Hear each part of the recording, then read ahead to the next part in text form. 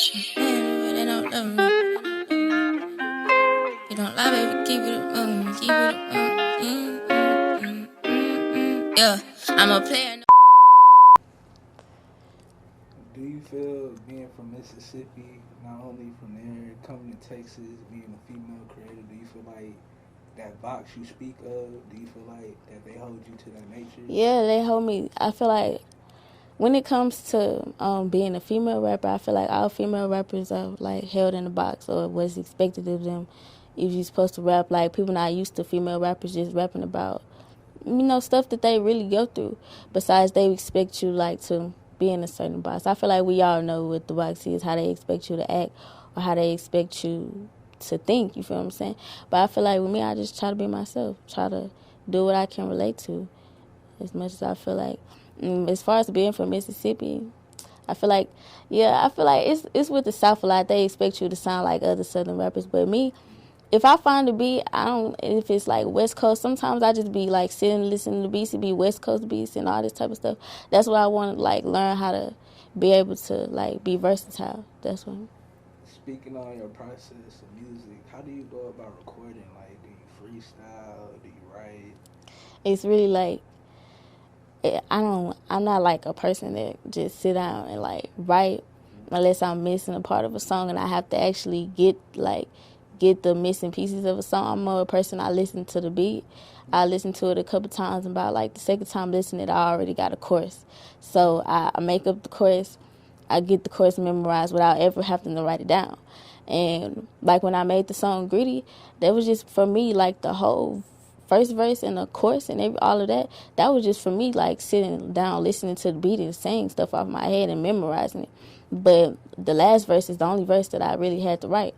I didn't have to write the rest. So I'm feel like I'm more of a writer than a freestyler, but I like to like listen and catch the vibe of the beat and put together. That's more how I process my music. So you got your own brand, Holy Savage Apparel. Yeah. When did you drop Holy Savage Apparel? I actually dropped it about a month ago. I dropped it in November.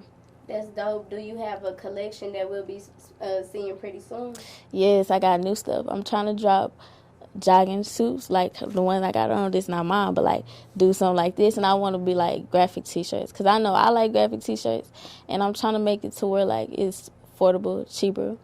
And make it to where like you can be accessed. I know a lot of people be looking for like graphics and stuff, and I like graphics, and I know how to make them and do all that type of stuff. So that's what I'm trying to get into. Okay, your style, I like what you got on right now. It's kind of comfy, so that's what you're going for with the jogging sets? Yeah. Okay, so when you do see that, I definitely want to call me some. And I was on your Instagram. I seen someone tag you in a post with some bedazzle. So on this next set, what is it going to be looking like? Can I get a hint? I feel like I'm going to stick with the bedazzle. I like it. Yeah. That's dope. That's dope. Do you feel being, in the young artist category, because I feel like you have young entrepreneurs, like you said, you do the clothing, you do music. I feel like you're on the path of a Soulja Boy times 10, being an entrepreneur and just going about that route. Do you feel like the internet is a big part of that? Yeah, of course, the internet is a big part of it.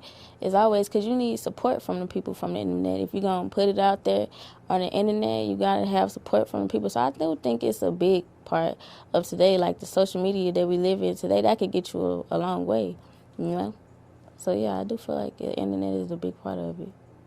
Is there anything outside of music that you felt like maybe that was your plan or your go-to before you decided to just jump face first into the music? You know what? Growing up, I was always like I guess you could say, like a dreamer. So I would always pick different stuff. Some days I would want to be an actor, just by sitting and looking at YouTube. When you're young, you think of anything. I would think of anything like an actor, a doctor. I just always knew that I wanted to do something. And I feel like I always knew that I can do music. Like it was always something that I knew. It's just something that I didn't like apply myself fully to. And I'm still trying to apply myself more to the music because I feel like if I have a talent, I don't want to waste it, trying to find something else to do when I know that I can do music for sure. there anything else, before we go? Anything you want to talk about? You got coming, music you got dropping? Well, like she said, I got the Holy Savage. Y'all need to, mess with it because I got a lot more stuff coming. I'm trying to push it, trying to like have different from the music and the clothes. I feel like I'm trying to get it very far, and hopefully, if I get back in the studio and all that, I have a mixtape drop. How are you getting back in there? Yeah, a mixtape drop around like February. So that's what I'm trying to work on now. Let the people know where they can find you on your social platforms. You can find me on Instagram at Bando Bay. That's BANDOBAY. Yeah, Bay with a Y.